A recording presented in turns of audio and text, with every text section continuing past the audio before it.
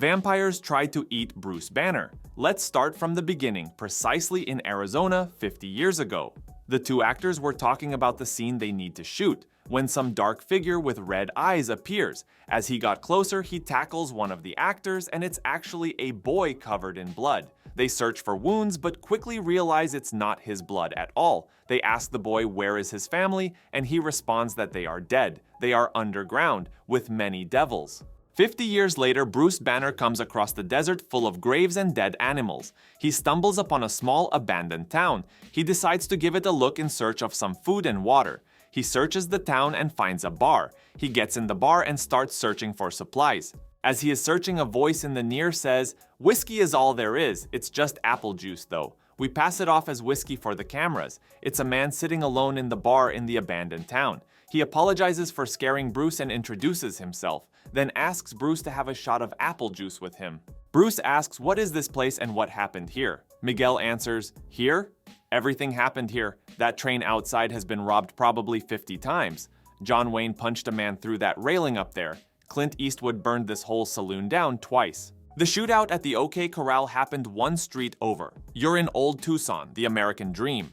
Bruce asks if this whole town's a movie set. Miguel says that all the greatest westerns ever made were filmed here for the last 80 years, and that he worked here till last week. Bruce asks what happened, where is everybody? Miguel tells him that they left home. The movies shut down when the sun went dark. Bruce then wonders why is Miguel still here? To what he responds, "Drink your apple juice and I will tell you. My family and I came over from Mexico 50 years ago. My parents, my sister, my brother and me. Papa carried the pack and Mama carried me. I remember pulling on a necklace she wore. Before we left Mexico, she had found a little plastic American flag somewhere. Just junk, but I liked it. She was wearing it the day we crossed. Before we made the trip, Papa made sure we had enough water, food, clothes for the heat and for the cold. Everything we'd need for our long walk through desert. We must be careful, he warned us. That desert is full of the bodies of those who did not respect the dangers. I was only small, but then when I saw the desert, I was surprised. If the desert is so full of bodies, why can I not see them? They were under the earth, blood-drinking devils that make their nests under the American desert, waiting for people to cross. They take us, they feed on us, and the nest grows. Mama saved me. She had been bitten many times, but she pulled me away from one that had bitten me, and somehow dragged me back up to the surface. That's how I got away, while all my family died. I ran all day and night through to the next morning. A kind old carpenter took me in. A set builder from Old Tucson. My whole life has been in Old Tucson now. I found family here. I know every man, woman, and child, and they know me. I like the movies we make here. They are about America. Stories about opportunity, prosperity, possibility. But I never forgot my other family. I still hear their voices begging me to come back, screaming for me to come back. Below the desert floor where I left them. Barely 50 miles away, but I was too afraid. But I never went far either. I lived my life here in my make-believe America, staring out into the desert, praying for the courage to find them again.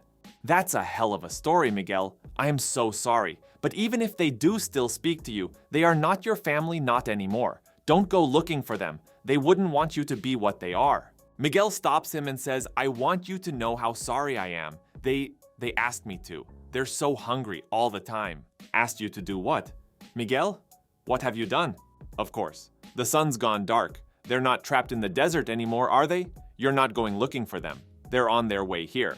He counters with, "No, Bruce. They are not on their way here. They got here days ago." In that moment, hand reaches from the floor and grabs Bruce's leg.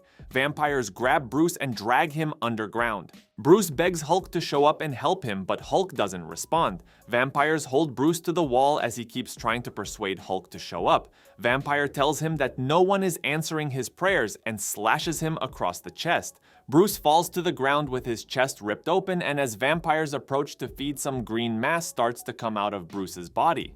He starts transforming into the Hulk. As he is becoming Hulk, he is rapidly healing in the process. One of the vampires jumps him before he fully transforms, but it was already too late and Hulk kills him with one blow. He fully transforms and regenerates and smashes the ground around him. Vampires say that they know of him and that he will keep them fed for an age. Hulk gets angry and breaks the wooden construction to make 2 stakes. Vampire starts running towards him. Hulk quickly throws wooden stake and kills one of them, impaling him through the heart. Two more tried to attack. One of them jumps on the Hulk's back and bites him. Hulk grabs both of them and smashes one into the ground and crushes other with his fist. One of the remaining tries to crawl away. Hulk quickly gets to him and impales him with wooden stake. Suddenly, Hulk gets impaled with wooden stake through his chest. It's the mother of those monsters. She gets a few good hits on him before Hulk throws her away. Hulk takes the stake out of his chest and throws it through her, impaling her to the wall. Hulk grabs another stake and starts walking toward the vampire. Vampire then asks the Hulk if Miguel had a better life. Hulk responds with "How should I know?" and put wooden stake into her head. I hope you guys enjoyed the video. Don't forget to leave a like and subscribe to the channel.